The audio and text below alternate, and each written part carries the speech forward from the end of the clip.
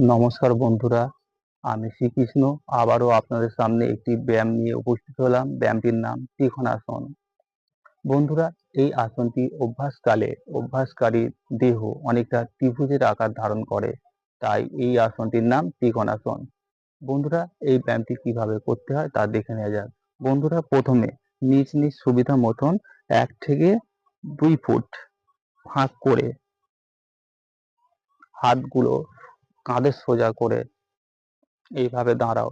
এইবারে আস্তে আস্তে বাঁ দিকে দেহটাকে বাঁকিয়ে বাঁ হাত দিয়ে বাঁ পায়ের গোড়ালি স্পর্শ করো। সঙ্গে সঙ্গে ডান হাত উপরে প্রসারিত করে ডান হাতের তালুর দিকে দৃষ্টি রাখো।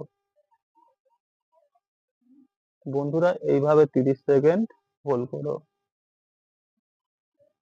তারপর বন্ধুরা আস্তে আস্তে পূর্ব অবস্থায় ফিরে আসো। আমরা একইভাবে বন্ধুরা আবার বিপরীত দিকে অভ্যাস করব।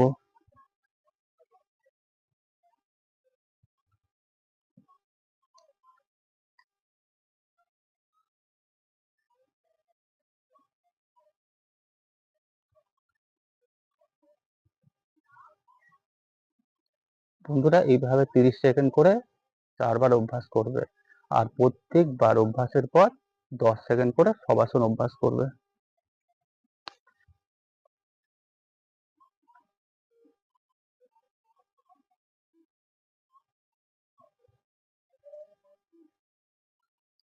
বন্ধুরা, এই ব্যায়ামটি করলে কি কি উপকার পাওয়া যায় তা দেখে নেওয়া যাক।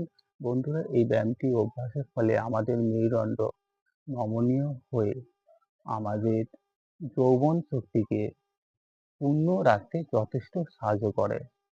তাছাড়া বন্ধুরা, এই আসনটি অভ্যাস করার ফলে আমাদের মরুপ্রদেশে প্রচুর রক্ত চলাচল হয়। এর ফলে আমাদের স্নায়ুমণ্ডল সতেজ হয়ে ওঠে। তাছাড়াও অজীর্ণ ও কোমরের বেদনা দূর করে।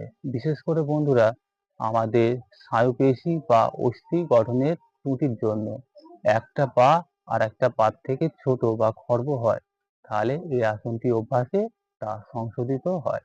নমস্কার বন্ধুরা।